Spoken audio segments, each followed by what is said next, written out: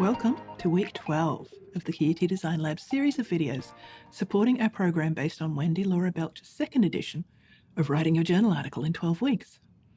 I acknowledge the Turrbal and Yugara peoples as the traditional custodians of the unceded lands in Meanjin, where I'm recording this. And I recognise that these lands and waterways have always been places of teaching, learning, research, creativity, storytelling, and arts. I'm your writing wellbeing coach, Dr. Abby Winter, and this is the final video in our series. But there is quite a lot of content to go through about submitting your article. As always, we begin with a reflection, this time about the end of the academic writing process. If you've been published before, do you have a strong memory of the first time you had a paper accepted for publication? Research shows that if you have that, waiting is easier. Whoa, we've reached the final week of our 12-week writing journey. So this is a great point to pause and reward yourself for getting through the program. Good job, everyone. Firstly, a couple of things to think about you and your writing. Eric Hayot suggests thinking of your writing time as self-care. And Robin Bernstein, in a 2021 article for the Chronicle of Higher Education called "Can You Reverse a Defeatist Habit That Sabotages Your Writing?", suggests thinking of your writing as a gift to others. I'm curious, do you think your writing habits have shifted over the last 12 weeks? What about your goals? Now, on to the content about sending your article. Firstly, check the style guide for the place you're submitting and make sure you follow it.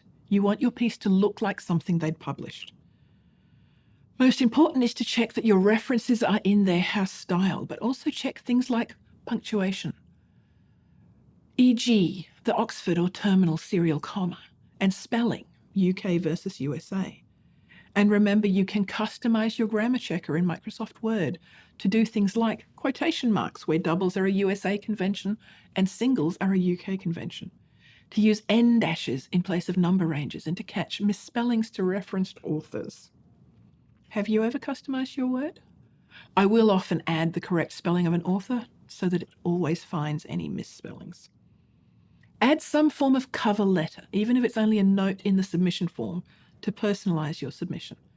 As we discussed back in week 8, make sure you've got permissions for any photographs, artwork, or illustrations, as well as things that you should surely have, like ethics clearance to collect and publish your data. And if you're submitting to a blind peer review, make sure you also anonymize the properties of your document. File, info, inspect document. Belcher has a good checklist that goes from page 341 to page 346 on the various mechanics you might need to think about with your submission. She then spends a few pages talking about warrants, the various statements like conflict of interest, or your piece not being under submission anywhere else, and a few more pages going into detail of what should be in your cover letter. On page 354, Belcher gives a final submission checklist. After you've submitted, there are a few things you can do that will make your life easier. Firstly, keep a record of the date you submitted and any submission number they assign you. Follow up if you haven't heard back in a reasonable time. You may need to check the journal's requirements, as they'll often say how long it takes them, particularly after the COVID times. And if they're not timely or if they're completely unresponsive, don't be afraid to withdraw your article and send it to the next place on your list, because after week 4 and your thorough library work, you'll have a list of potential places, right? Next, keep a clean copy of the piece exactly as submitted. Finally, keep a running list of things you think of to change, because that clever back of your brain is going to keep ticking over, and you're going to be reading other sources that you're sure to discover would have been perfect to include as evidence. But again, be careful, because some journals will only allow explicit changes that reviewers have asked for. So do check that first. Okay, that's submitting.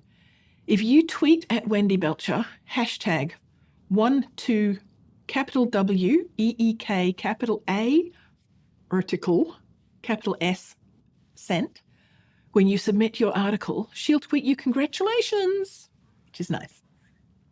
Next, a quick summary of Belcher's chapter X on revising and resubmitting, or R&R for short. But before we start, I want to share Claire Etchison's 3 levels of response to an R&R from the Doctoral Writing SIG blog, posted back in October 2021, because we all go through all 3 of them. It's normal to be angry and narky and end up If not thankful, at least polite. And this is a long quote.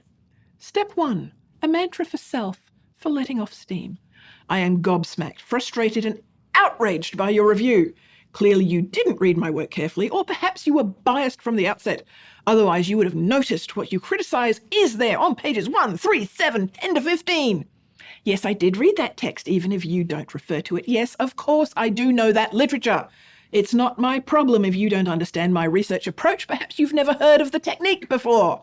In fact, it's clear you are extraordinarily ill-qualified to review my submission. Step 2, a guiding mantra for developing the response. I will be respectful. I will not show my irritation. I will not insert snide remarks.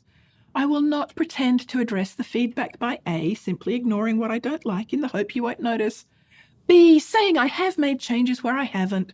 C, saying I have made changes but fail to indicate where the changes are in the revised manuscript.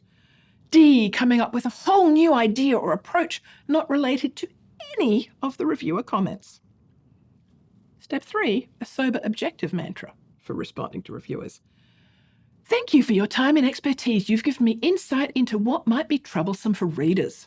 Addressing your comments has helped me to improve this article thesis application considerably. Here I explain where and how I have responded to your feedback, and where I don't take up your suggestions, I explain why not. So, the first thing to remember about an R&R is that it's actually a really good outcome. It means you're halfway to an acceptance.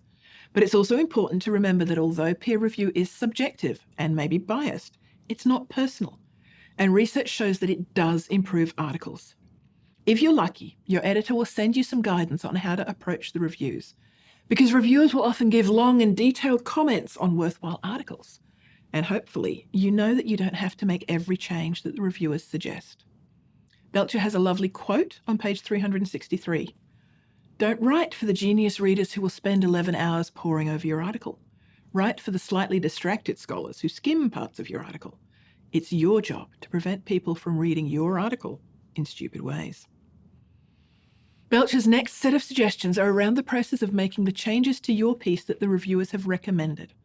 Firstly, it's common when the reviews come in to feel like it's all too much work and just not bother. She recommends only abandoning the article if the reviewer's objections to your methodology, your theoretical approach, or your argument are so serious you think they're unsolvable, or if multiple sets of reviewers agree on the same weakness or weaknesses. Think about this review as an opportunity to strengthen your piece. On page 380, she recommends asking yourself 2 things when you're thinking about the change. First, so that you're clear on the scope of the change, ask, exactly what does this reviewer want me to do? Then, so you stay true to your vision for the piece, ask, if I make this change, will I like my article more? A couple of technical suggestions. On pages 380 to 381, Belcher suggests starting small. Make the easy changes first. Let the clever back of your brain work away at how to solve the bigger issues. And always use track changes on a freshly saved new clean version of the as-submitted article that you've saved, so that you've still got your as-submitted version. Once you're done, check that you still match the style requirements of the place you're submitting. Then, write a detailed resubmission cover letter explaining exactly what you did and didn't do. I find a table can help tremendously here, but not all editors want a table format back as part of your response, so again, do check. Now, the magic happens and your piece gets published. When it does, as well as celebrating, make sure you do your part to promote it. Tweet about it, put it up on all of your platforms. ePrints is the open access repository here at QUT. Google Scholar or QUT if it's not automatically updated by your institutional research platform. Wherever. Put something on your LinkedIn about it. Set up a Google alert so you can track its citations. And finally, pay it back. Belcher suggests that we should be reviewing 2 articles for every 1 that we send out, particularly in the current climate where everyone seems to be time-crunched and reviewers are a rare breed. Remember to record all of your reviews so you know what you've done and when, which is useful for things like academic promotion applications. And that's it. We've made it through to the end of Belcher's book. There's one chapter at the end which she calls Chapter 0, which we didn't cover because it's about starting with no data. but it's there if you want to have a read. It's been a delight getting to deliver my interpretation of the content from Wendy Laura Belcher's Writing Your Journal article in 12 weeks for you here. Please take a moment right here at the end and reflect on what you've learned over the last 12 weeks. What's been your highlight or your aha moment? And then think about how you're going to celebrate when your article is submitted, because that's important too, particularly for your ongoing well-being as an academic writer. Thanks for being with me for this 12-week journey. I wish you happy and healthy writing.